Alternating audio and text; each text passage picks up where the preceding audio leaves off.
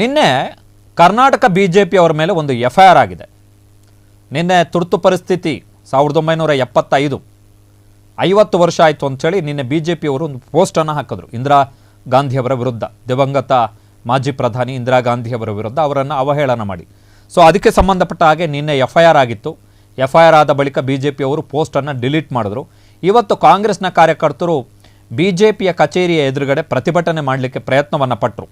KPCC ಪ್ರಧಾನ ಕಾರ್ಯದರ್ಶಿ S Manohar ಅವರ ನೇತೃತ್ವದಲ್ಲಿ ಬೆಂಗಳೂರಿನ ಮಲ್ಲೇಶ್ವರಂನಲ್ಲಿರುವಂತಹ ಬಿಜೆಪಿಯ ಮುಖ್ಯ ಕಚೇರಿ, ಕರ್ನಾಟಕ ಬಿಜೆಪಿಯ ಪ್ರಧಾನ ಕಚೇರಿ, ಮುಖ್ಯ ಕಚೇರಿ ಜಗನ್ನಾಥ ಭವನ ಮಲ್ಲೇಶ್ವರಂನಲ್ಲಿರುವಂಥದ್ದು.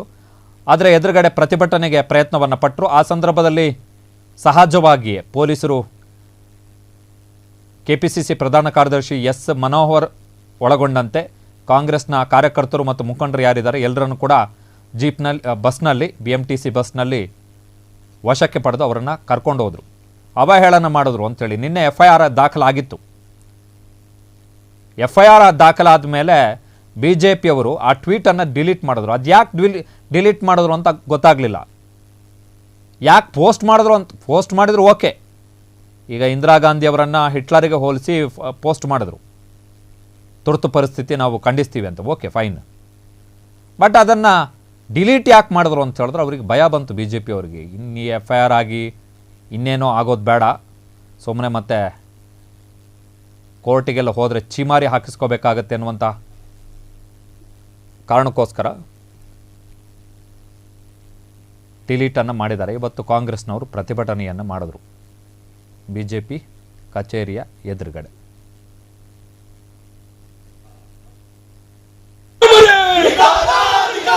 ಇಂದಿರಾ ಗಾಂಧಿ ಅವರನ್ನು ಅಪಮಾನಿಸಿರುವ ಬಿಜೆಪಿ ಗುಲಾಮರೇ,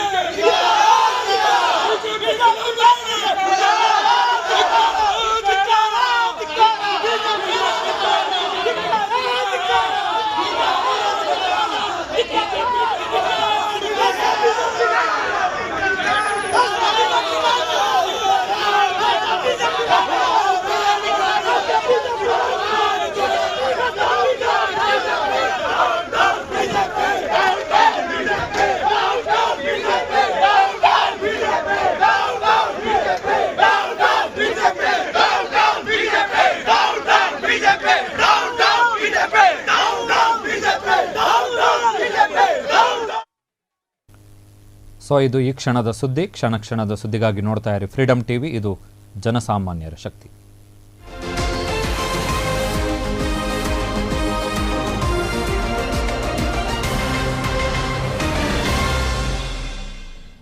ಕ್ಷಣದ ಸುದ್ದಿಗಳಿಗಾಗಿ ಫ್ರೀಡಮ್ ಟಿವಿ ಸಬ್ಸ್ಕ್ರೈಬ್ ಮಾಡಿ, ಲೈಕ್ ಮಾಡಿ ಹಾಗೂ ಫಾಲೋ ಮಾಡಿ. ಹೊಸ ಸುದ್ದಿಗಳ ನೋಟಿಫಿಕೇಶನ್ಗಾಗಿ ಬೆಲ್ ಐಕಾನ್ ಮೇಲೆ ಕ್ಲಿಕ್ ಮಾಡಿ.